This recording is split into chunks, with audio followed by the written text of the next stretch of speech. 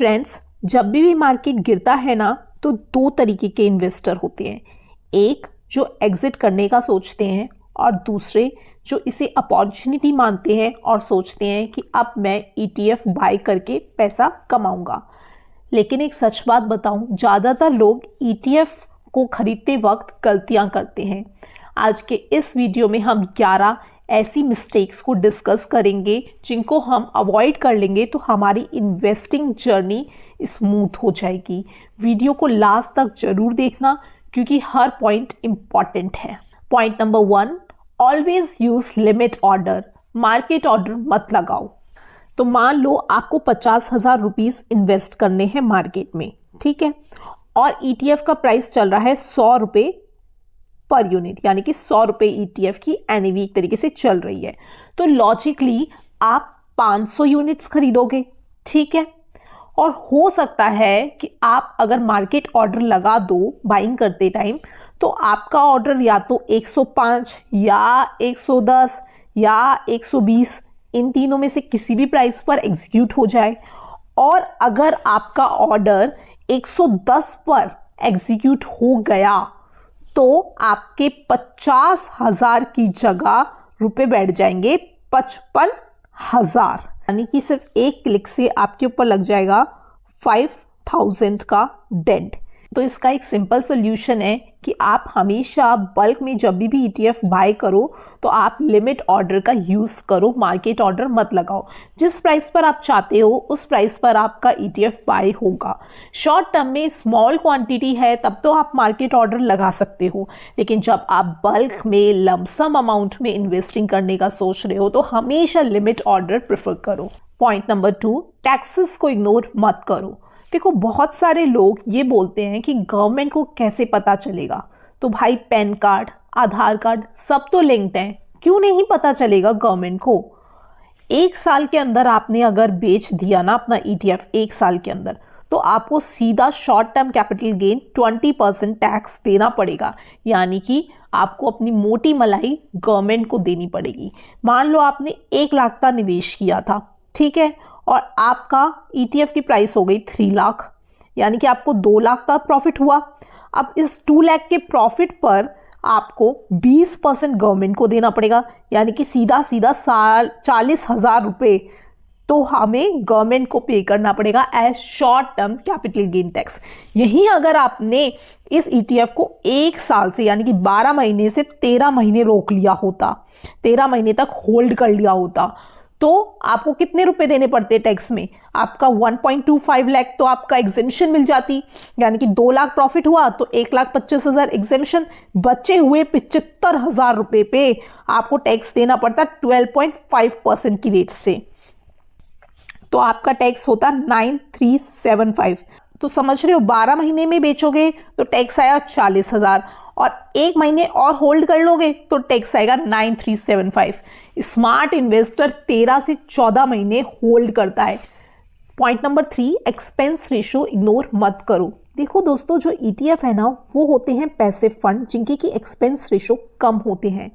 जैसे कि इनके एक्सपेंस रेशो हो सकते हैं या तो 0.1% से 0.2% और मैक्सिमम 0.5%, इससे ज़्यादा नहीं हो सकते। अगर मान लो कोई ETF है जिसका एक्सपेंस रेशो ही 0.7% है तो आप पहले क्वेश्चन पूछो कि आप क्यों इस ETF को ले रहे हो, क्योंकि ETF तो पैसिव फंड है और पैसिव फंड में अगर आप इतना सारा एक्सपेंस रेशो दे रहे हो then why not go for active fund like mutual fund. तो अगर आपको ETF परचेज करना है तो सबसे पहले उस कैटेगरी के जितने भी ETF है उनके एक्सपेंस रेशो को कंपेयर करो एक दूसरे के साथ, क्योंकि लॉन्ग टर्म की कंपाउंडिंग में ना अगर 0.2%, 0.3%, 0.5% ये भी अगर डिफरेंस रहा तो ये भी आपके लिए ह्यूज डिफरेंस क्रिएट कर देगा। 20 साल आप इन्वेस्ट करोगे तो ये छोटा सा परसेंटेज भी लाखों का डिफरेंस बना सकता है, इसलिए हमेशा एक्सपेंस रेशो को कंपेयर करा करो। पॉइंट नंबर 4, ट्रैकिंग एरर समझो। देखो दोस्तों, जो भी ETF होते हैं ना वो इंडेक्स फंड को फॉलो करते हैं, उनको ट्रैक करते हैं, ठीक है। तो मान लेते हैं अगर किसी इंडेक्स फंड सपोज निफ्टी 50 ने 1 साल में 10% रिटर्न दिया, ठीक है, और जो भी ETF सपोज उसे जो ट्रैक करता है उसने उस टाइम पर 8% रिटर्न दिया, तो ये जो गैप है इसी को बोलते हैं ट्रैकिंग एरर। यानी ये जो 2% का गैप है ये क्या हो गई, यहाँ पर ट्रैकिंग एरर हो गई।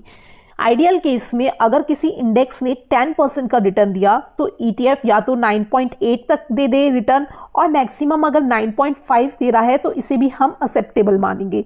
लेकिन अगर 8% रिटर्न दे रहा है तो इसका मतलब कि ETF उस इंडेक्स फंड को अच्छे से ट्रैक नहीं कर रहा, उसे अच्छे से फॉलो नहीं कर रहा। ज़्यादा ट्रैकिंग एरर का मतलब ये है कि या तो उस ETF में मैनेजमेंट इशू है, या कॉस्ट इशू है, या पोर्टफोलियो मिसमैच है। पॉइंट 5, अंडरलाइंग एसेट चेक करो। देखो दोस्तों, जो हर ETF है वो किसी ना किसी इंडेक्स को फॉलो करता है, ठीक है, उसे ही ट्रैक करता है। एग्जाम्पल मान लो निफ्टी 50 का ETF है, वो इंडिया की टॉप 50 लार्ज कंपनीज को फॉलो करेगा।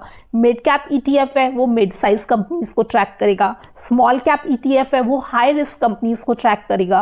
गोल्ड ETF है, वो गोल्ड प्राइस को ट्रैक करेगा। इंटरनेशनल ETF है तो वो फॉरेन मार्केट्स को ट्रैक करेगा। आप बोलते हो कि मुझे रिस्क नहीं लेनी, फिर स्मॉल कैप ETFs क्यों परचेज करते हो? इन्वेस्टमेंट से पहले ये समझो कि ये कौन सी कैटेगरी का ETF है, कौन सा इंडेक्स फॉलो करता है। अपने रिस्क कैपेसिटी, रिस्क एपिटाइट के हिसाब से ही अपने लिए ETF चूज करो। पॉइंट 6, लिक्विडिटी चेक करना बहुत जरूरी है। लिक्विडिटी का मतलब है कि बायर और सेलर दोनों अवेलेबल हैं या नहीं है। मान लो कि आपने एक ETF खरीदा 100 रुपये पर, ठीक है, अब आप बेचने गए, सेल करने गए, लेकिन मार्केट में बायर ही नहीं थे। अब क्योंकि डिमांड कम थी या नहीं थी तो उस ETF की प्राइस गिरकर हो गई 98 रुपीज़, यानी कि 2 रुपये का लॉस तो सिर्फ आपका लिक्विडिटी के कारण हो गया। इसलिए हमेशा ETF को परचेज करते टाइम ही देखो कि ट्रेडिंग वॉल्यूम है या नहीं है। बिड आस्क स्प्रेड चेक करो, तभी ETF परचेज करो। हाई लिक्विडिटी मतलब easy entry and easy exit. Point 7, सिर्फ पास्ट परफॉर्मेंस देखकर इन्वेस्टमेंट मत करो। बहुत लोग बोलते हैं कि इस ETF ने तो 70% का रिटर्न दिया है। क्वेश्चन पूछो किस वजह से दिया है? क्या वो सेक्टर रैली में था?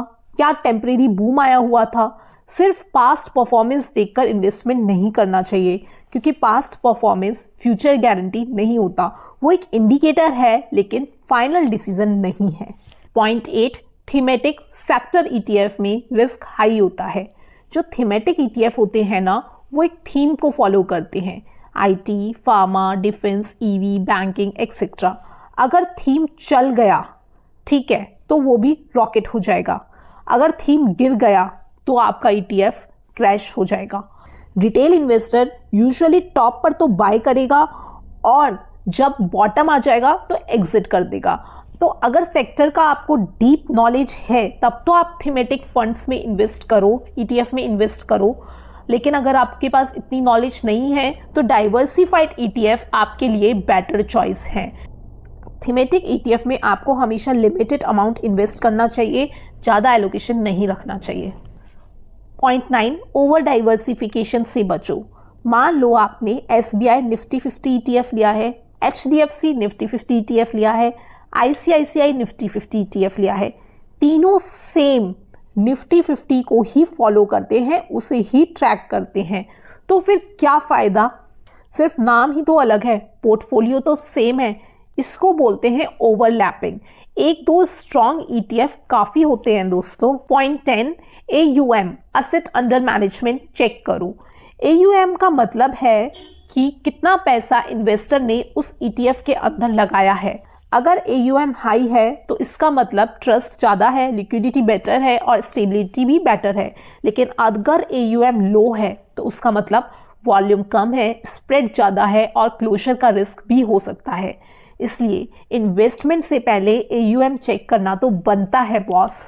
लास्टली, मार्केट गिरता है तो ETF लेना स्मार्ट मूव है, लेकिन ब्लाइंडली लेना ये आपकी बिगेस्ट मिस्टेक हो सकती है। याद रखो, लिमिट ऑर्डर लगाना, लॉन्ग टर्म व्यू रखना, लो एक्सपेंस रेशो चेक करना, लो ट्रैकिंग एरर देखकर लेना and right index selection, high liquidity वाला ETF and proper AUM check करके ETF लेना। अगर आप इन रूल्स को फॉलो करते हो तो आप 90% इन्वेस्टर से अलग हो। अगर आपको मेरी ये वीडियो जेन्युइनली वैल्यूएबल लगी हो तो लाइक ज़रूर करना, कमेंट करना, और मिलती हूँ आपसे ऐसे ही नेक्स्ट फाइनेंशियल वीडियो में। This is me C Ankita Khandelwal signing out.